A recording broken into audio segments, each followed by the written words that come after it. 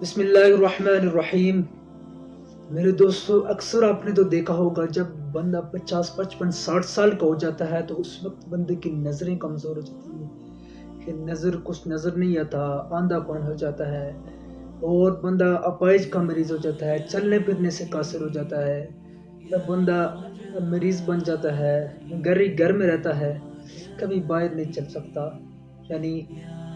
بس کسی کا محتاج ہی ہو جاتا ہے۔ آج میں ان کے لیے ایک ایسا عمل لے کے آیا ہوں، ایک نہایت ہی مجرب ہے، نہایت مفید عمل ہے۔ جو یہ عمل کرے گا اس کی آندھا پن، اپائج،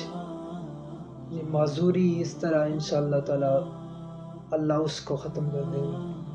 اللہ اس کو شفا یاب کرے گا۔ تو جو شخص مریض ہے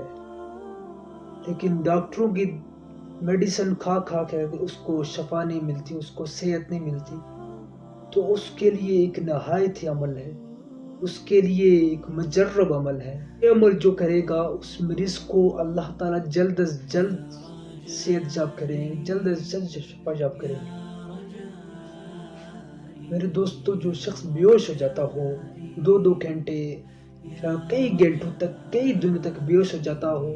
اس کے لیے میں مجرب عمل لے کے آیا ہوں۔ اللہ تعالیٰ اس کو ہوش میں لائے گا، اللہ تعالیٰ اس کو جلد ہوش میں لائے گا، اس مریض کو جلد ہوش آ جائے گا۔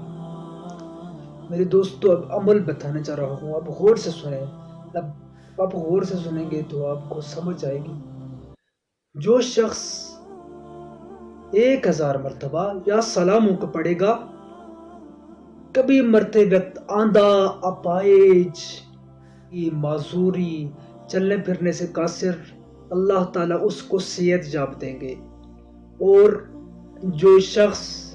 اس عمل کو 3000 مرتبہ یا سلاموں کو پڑھے گا، بسم اللہ الرحمن الرحیم یا سلاموں کو 3000 مرتبہ پڑھے گا، تو اللہ تعالیٰ